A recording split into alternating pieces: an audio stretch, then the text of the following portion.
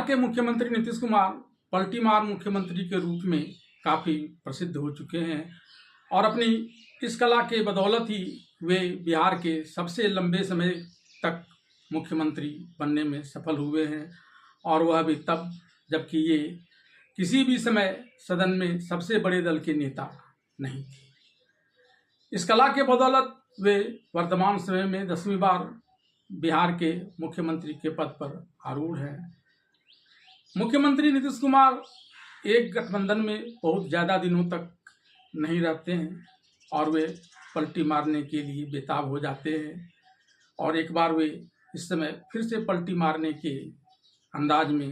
दिख रहे हैं। लेकिन उनकी यह पलटी उनके अब तक की पिछली पलटियों से थोड़ा अलग होता दिख रहा है, क्योंकि यहाँ हर बार की तरह वे अपने मुख्यमंत्री की कुर्सी बचाने में सफल नहीं दिख रहे हैं और उन्होंने राज्यसभा के लिए अपना नामांकन भी कर दिया है। यानी पलटी मारना उनका तय है, लेकिन मुख्यमंत्री की कुर्सी बचा पाना उनके लिए संभव नहीं है। ऐसा नहीं है कि वर्तमान स्थिति ऐसी नहीं है कि वे मुख्यमंत्री नहीं बन सकते हैं। वर्तमान में भी स्थिति इस प्रकार की है कि वे एक बार फिर से विपक्षी खेमे में जाकर मुख्यमंत्री की कुर्सी संभाल सकते हैं। लेकिन फिलहाल वे पलटी मारकर भी एनडीए के ही पक्ष में रहने के लिए विवश दिखते हुए नजर आ रहे हैं। हाँ, यह बात सोचना बिल्कुल बेईमानी होगा कि इस पलटी में एनडीए में रहते हुए भी वे अपना कोई बड़ा लाभ जो उनकी वर्तमान स्थिति से बेहतर हो उसे प्राप्त करने की नहीं सोच रहे। मुख्यमंत्री नीतीश कुमार अक्सर बातों को अपने पेट में दबाए रखते हैं और वक्त का इंतजार करते हैं और जैसे ही वक्त आता है वे अपने इस कला के बदौलत अपना बड़ा लाभ उठा लेते हैं। इस समय देखा जाए तो जिस प्रकार से उन्होंने राज्यसभा में जाने के समय सोशल मीडिया पर इस बात को लेकर खुलासा किया कि राज्यसभा में जाकर भी वे बिहार की सरकार को चलाते रहेंगे, तो इसके पीछे कोई बड़ा रहस्य जरूर है और इस रहस्य का अब धीरे धीरे पर्दाफाश होना भी शुरू हो गया है, क्योंकि उन्होंने अपने बेटे निशांत कुमार को जेडीयू में शामिल करवा लिया है और फिर उन्हें मुख्यमंत्री बनाने के लिए बीजेपी पर दबाव बनाना प्रारंभ कर दिया है। ये वही नीतीश कुमार हैं जो अब तक वंशवाद के खिलाफ बोलते रहे और अब तक उन्होंने अपने बेटे निशांत कुमार को कभी भी राजनीति में फटकने नहीं दिया और अब वे अपने बेटे निशांत कुमार को मोहरा बनाकर ही अपनी सभी सदन इन लोकसभा, राज्यसभा, विधानसभा और विधान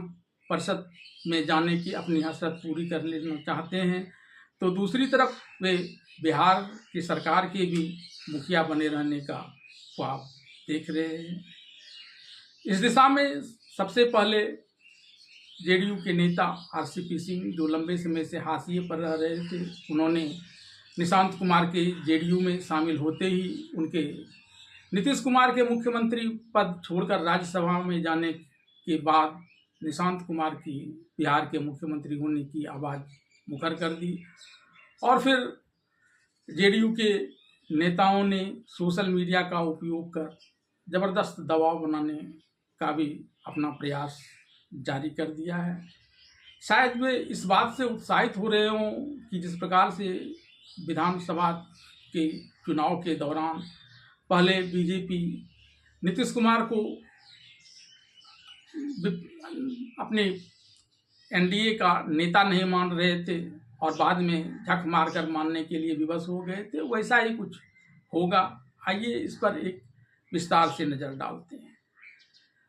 नीतीश कुमार की दबाव की पहली रणनीति जो उनके विपक्षी गठबंधन में जाने से जुड़ी हुई है, उस पर अगर ध्यान दें तो इस वक्त बिहार की विधानसभा में जो 243 सदस्यीय है उसमें विपक्षी गठबंधन के पास 35 सीटें हैं और अगर 85 सीटें जेडीयू की जोड़ दी जाएं तो भी वह आंकड़ा जो 122 का है वहां तक नहीं पहुंच पाता है, उसमें 2-3 सीटें कम रह जाती हैं। लेकिन नीतीश कुमार अगर AIMIM के 5 विधायकों को भी अपने पक्ष में कर लेते हैं तो यह आंकड़ा 125 तक पहुंच जाएगा, जो बहुमत के लिए जादुई आंकड़ा 122 से 3 ज़्यादा है। और इस लिहाज से कि वे इस महागठबंधन के सबसे बड़ी पार्टी के नेता होंगे, वे मुख्यमंत्री बने रह सकते हैं या निशांत कुमार को मुख्यमंत्री बना सकते हैं। ऊपरी तौर पर भले ही यह बात आंकड़े के सहारे चलती नजर आ रही हो, लेकिन व्यवहारिक तौर पर यह उतरता हुआ कहीं से भी नजर नहीं आता है, क्योंकि जब दूसरी बार पलटी मार कर नीतीश कुमार महागठबंधन के साथ आए थे तब उनके कार्यकाल के दौरान ही तेजस्वी यादव की महत्वाकांक्षा जोर मारने लगी थी और वे खुद नीतीश कुमार की जगह पर मुख्यमंत्री बनाने के लिए तरह तरह के तिक्रम कर रहे थे। हालांकि तब नीतीश कुमार ने NDA के साथ हाथ मिलाकर उसके सारे तिक्रमों पर पानी फेर दिया था, लेकिन शायद दूध का जला हुआ छाछ भी फूंक फूंक कर पीता है। तेजस्वी इस बात के लिए राजी नहीं होंगी कि उन्हें या उनके बेटे निशांत कुमार को मुख्यमंत्री का चेहरा बना दिया जाए। और अगर तेजस्वी तैयार भी हो जाते हैं तो शायद कांग्रेस इसके लिए तैयार नहीं हो, क्योंकि पिछले विधानसभा चुनाव के दौरान हम लोगों ने देखा कि किस प्रकार से तेजस्वी यादव को विपक्षी गठबंधन का चेहरा कांग्रेस नहीं बनने दे रही थी, और अंत में जब उस चेहरे पर राजी भी हुई तो भी महागठबंधन के अंदर कांग्रेस ने कई जगह पर अपने फ्रेंडली उम्मीदवार देकर चुनाव को रोमांचक बना दिया था और विपक्षी गठबंधन की दुर्गति हुई थी। इसके अलावा नीतीश कुमार के पास एक बड़ा दांव यह भी है कि वे केंद्र की नरेंद्र मोदी के नेतृत्व वाली सरकार से जेडीयू के सहयोग को हटा लें और वहां उनकी सरकार को अस्थिर करने का प्रयास करें। अव्वल तो ऐसा करने के बावजूद भी फिलहाल नरेंद्र मोदी की सरकार बची रह जाएगी, लेकिन एक बड़ा दबाव तो बनेगा ही, और बीजेपी ने इसके लिए भी पूरी तैयारी कर ली है। और इसकी तैयारी बीजेपी ने विधानसभा चुनाव के शुरुआत से ही कर दी थी। वे किसी भी हालत में शुरुआती दौर में नीतीश कुमार को NDA का चेहरा नहीं बनाना चाह रही थी। अमित शाह ने तो चुनाव प्रचार के दौरान यहाँ तक कह दिया था कि जीते हुए विधायक दल इस बात का निर्णय करेंगे कि कौन मुख्यमंत्री बनेगा, लेकिन फिर दबाव की राजनीति नीतीश कुमार ने ऐसी चली कि झक मारकर बीजेपी को उन्हें न सिर्फ NDA का नेता चुनना पड़ा, बल्कि काफी अनमने भाव से नीतीश कुमार को मुख्यमंत्री भी बनाने के लिए राजी होना पड़ा था। और अब बीजेपी उसका बदला निकालेंगे। जिस प्रकार से नीतीश कुमार अपनी पेट में बातों को पचाए रखते हैं, PM मोदी भी उस मामले में कम नहीं है। ये वही नीतीश कुमार हैं जिन्होंने कई वर्ष पूर्व प्रधानमंत्री नरेंद्र मोदी, जो उस समय गुजरात के मुख्यमंत्री थे और यहाँ बिहार में बीजेपी के सहयोग से नीतीश कुमार सरकार चला रहे थे, उन्हें बिहार में चुनाव प्रचार के लिए नहीं आने दिया था। मोदी को यह बात भी याद है और वे अब जबकि उन्हें अवसर मिला है तो इसका लाभ उठाने में लग गए हैं। और इस दिशा में प्रयास चुनाव प्रचार के बाद की करें तो सबसे पहले नीतीश कुमार पर दबाव बनाने के लिए और उनके द्वारा डाले गए सारे दबाव को निर्मूल करने के लिए नीतीश कुमार मंत्रिमंडल में शामिल नितिन नवीन को, जो 5 बार के विधायक रह चुके थे और काफ़ी युवा चेहरा थे, उन्हें भारतीय जनता पार्टी का केंद्रीय नेतृत्व सौंप दिया। और यह ऐसे ही नहीं किया था। बीजेपी तभी से नीतीश कुमार को हटाने का मन पूरी तरह से बना चुकी थी और वह जानती थी कि नीतीश कुमार आसानी से मुख्यमंत्री की कुर्सी छोड़ने वालों में से नहीं है। उन पर अपेक्षित दबाव बनाना पड़ेगा और इस दबाव के अंतर्गत जेडीयू के दबाव को निर्मूल करने के लिए ही नितिन नवीन को बीजेपी का कार्यकारी अध्यक्ष बनाया गया। बिहार से होने के कारण अगर नीतीश कुमार विपक्षी महागठबंधन में जाकर अपने नेतृत्व में या अपने बेटे निशांत कुमार के मुख्यमंत्रित्व में सरकार बनाने की सोचे तो 2-4 विधायकों को नितिन नवीन अपने प्रभाव का उपयोग कर तोड़ देते हैं, तो फिर नीतीश कुमार की यह चाल धरी की धरी रह जाएगी। और संसद में भी अगर जेडीयू के विधायकों को नितिन नवीन अपने प्रभाव से तोड़ देते हैं तो वहाँ भी बीजेपी की नरेंद्र मोदी के नेतृत्व वाली सरकार को कोई खतरा नहीं हो सकेगा। और इसके लिए ही उन्होंने नितिन नवीन को बीजेपी का राष्ट्रीय अध्यक्ष बनाया। इस सब के होते हुए जब नीतीश कुमार को लगने लगा कि उनकी सारी जो दबाव की रणनीति है वह काम नहीं कर पाएगी, तो एक फिर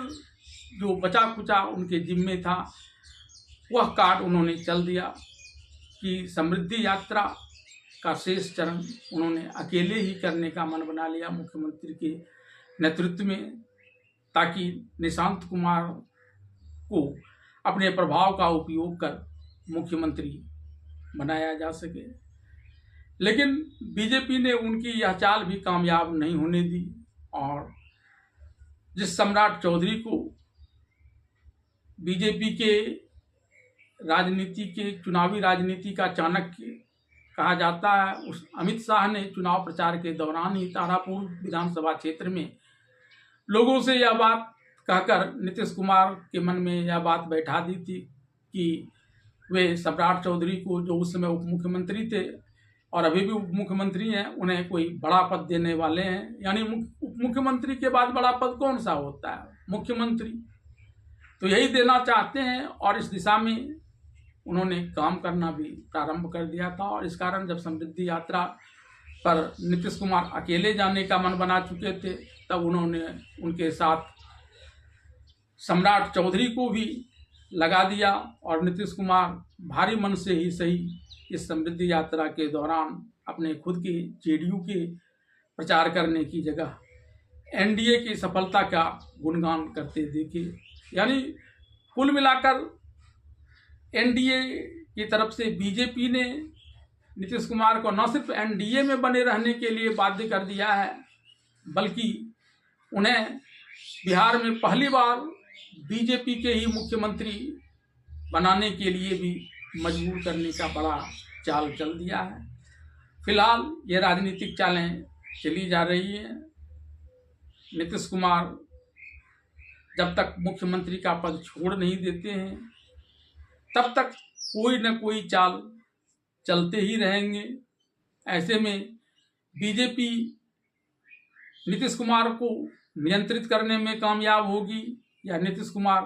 अपना मनमाना फायदा उठाने में, यह तो वक्त ही बताएगा।